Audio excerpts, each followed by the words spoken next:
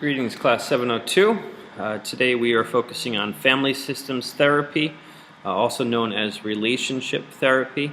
This will be the last of our video lecture series. There is one more chapter on multiculturalism. I expect you guys just to read that chapter in the text. And obviously if you have any questions, you can reach out to me and let me know what you're thinking. But again, once again, today we are talking about family systems therapy. Which basically focuses on all relational aspects of human problems. One would argue that the first family therapist was Alfred Adler. He was obviously looking at the birth order. We talked about that earlier in this semester. And also the first to really kind of see things from a systemic approach.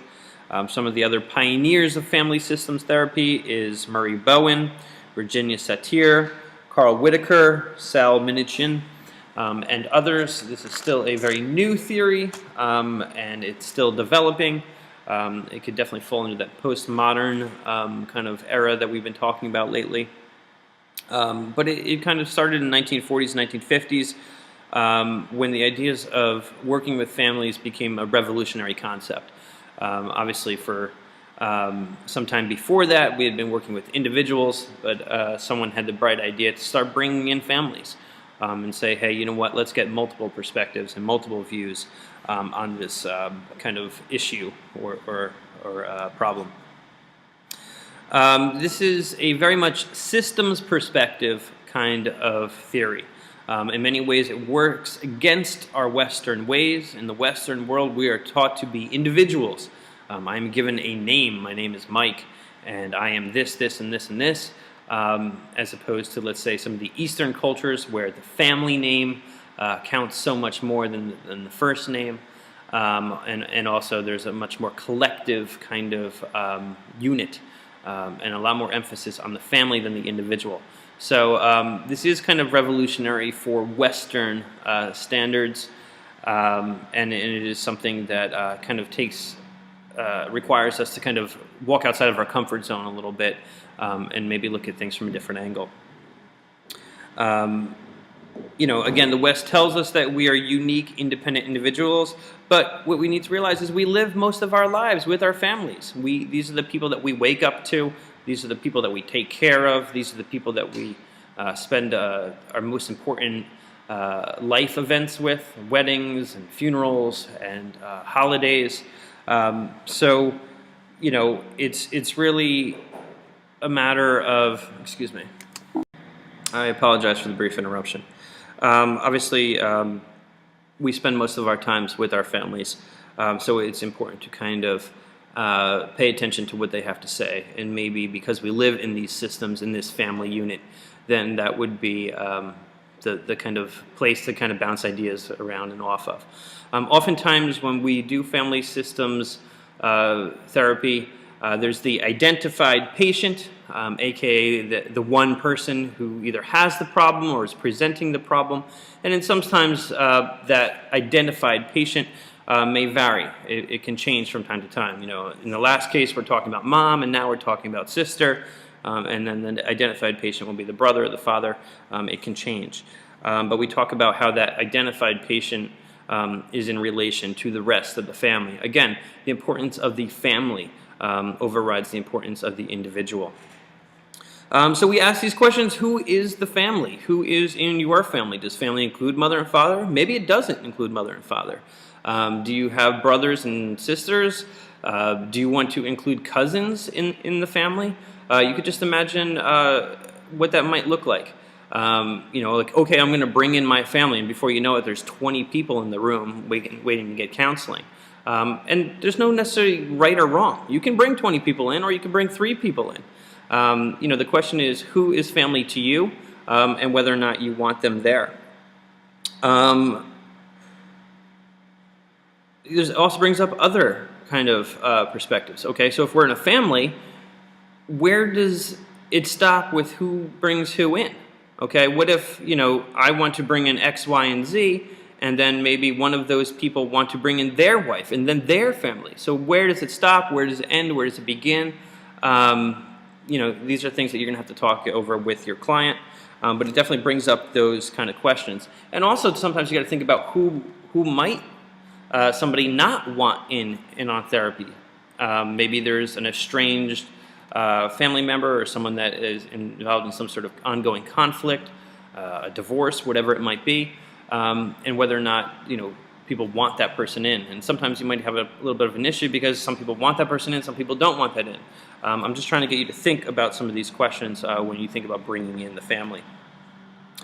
We adjust our lives for our families. We live with them. We live by unspoken rules and norms and some sort of culture, a family culture, jokes, little innuendos that only you guys understand as families. So they are such a integral part of our lives, and up until this point, therapy has been focused on the individual, and this is a way to kind of branch out and bring more people in. And what we're really looking at is the interactions between family members.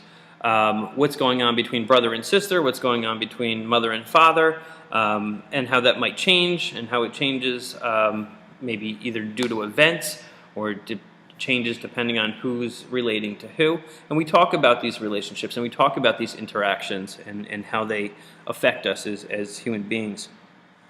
We notice how our behavior is interconnected. How we might share some traits as other family members, or we might have similar values to other family members, or how we might not have similar behaviors or values. It is quite possible that you can grow up with someone in the same family and feel very differently than they do. In some cases, maybe you're the only one who feels very differently about a certain topic or perspective than the rest of your family.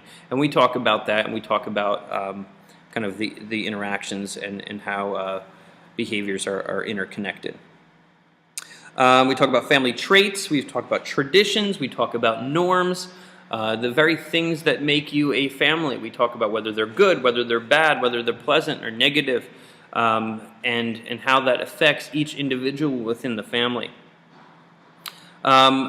I think it's interesting that the family systems therapy looks at the problem as not a problem with an individual, but a problem within the family.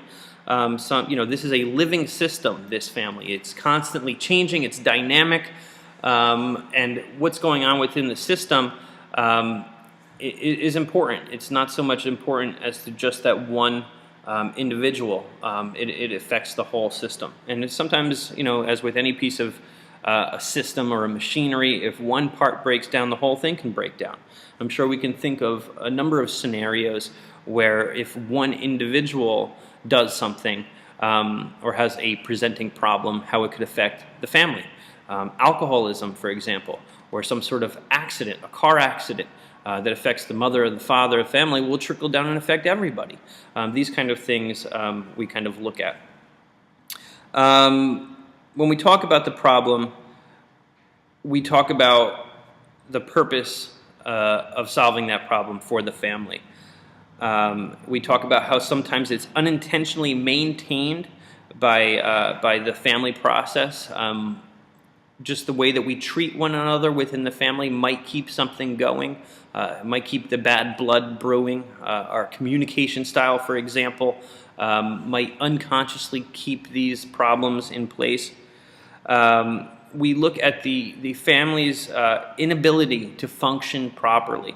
Where's the holdup? What piece is broken? How can we get the pieces moving together again nicely so that everyone in the family is content and this problem can disappear?